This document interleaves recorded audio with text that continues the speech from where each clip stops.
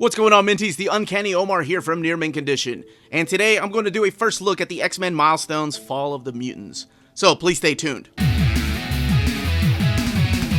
The book is scheduled to come out July 17th, so thank you to David Gabriel and the fine folks at Marvel for sending me an advance copy. And this is Fall of the Mutants. So let's take a look at it and compare it, of course, to this hardcover. As you can tell, it is just your standard trade paperback size, whereas this is an omnibus size, even though it's labeled as a hardcover. Now, you can probably tell right off the bat that this book is a lot thicker, not just taller, than Fall of the Mutants. So why is this the same as this, but a lot cheaper? Well, let's see here. The price point of the book is $34.99. The content is found right here, which is Uncanny X-Men 225 to 227, New Mutants 59 through 61, and X Factor 24 to 26. So 9 issues. Now let's crack it open. As I was showing you earlier, that hardcover that I had over there, that collects X Factor 18 through 26, Uncanny X-Men 220 to 227, New Mutants 55 through 61, and Incredible Hulk 336 to 337, and 340. So it has a lot of fill-in issues as well as Power Pack 35 and Daredevil 252 and Captain America 39, and Fantastic Four 312. So it has a lot of issues that were filling in the gap between Mutant Massacre and X-Men Inferno. So that's what that book served the purpose for. But, as an X-Men completist, yes. Now, if you've never read Fall of the Mutants, and if you've been following this channel, you know that this is my favorite X-Men story. I don't know why. It's always spoken to me. I love what happens in X Factor, I love what happens in X-Men, and I love what happens in New Mutants. And the way that it's collected, by the way, without giving spoilers away, all the X-Men books are together, because even though it's a crossover event called Fall of the Mutants, none of the titles really interact with each other. Unlike Inferno or Extinction Agenda or Executioner Song. This is the New Mutants segment, where the New Mutants are on an island trying to help their friends out. And, let's see, this is the X Factor segment, where the team of X Factor of Cyclops, Jean, Hank, and Bobby have to confront Apocalypse's new horseman, Death. And I'm not going to reveal who that is.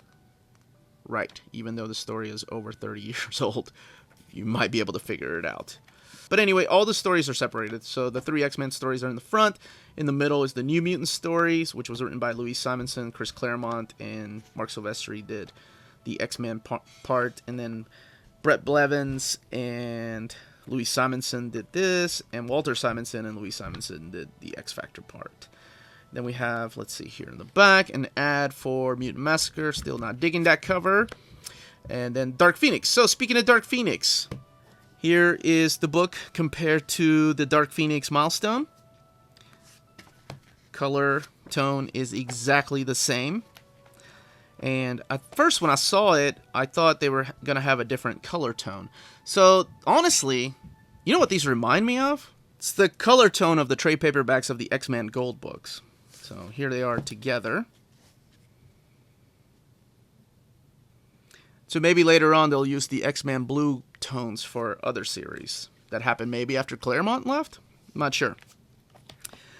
I've always loved the cover to Fall of the Mutants. This is not one of the covers. This is just some promotional artwork for an ad that ran in the pages of Marvel Comics during this time.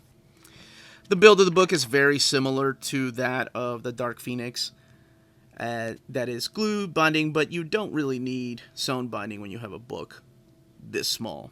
The book is right at 272 pages long. Here's that beautiful Mark Silvestri artwork. Still think he draws the best Wolverine. And this is for somebody that has never read Fall of the Mutants and wants to know what it is, and you don't have to be caught up in all the X-Men lore and history, because they do a really good job of catching you up to speed on what's going on recently. But that's interesting that they came out with this, because this took place in, I want to say 88. 88? Yeah, 88. And the Dark Phoenix saga was in the early 80s. So they skipped Mutant Massacre, even though that we know that's coming out. and went straight for Fall of the Mutants. So I can't wait for more of these. I think they look pretty sharp on the shelf.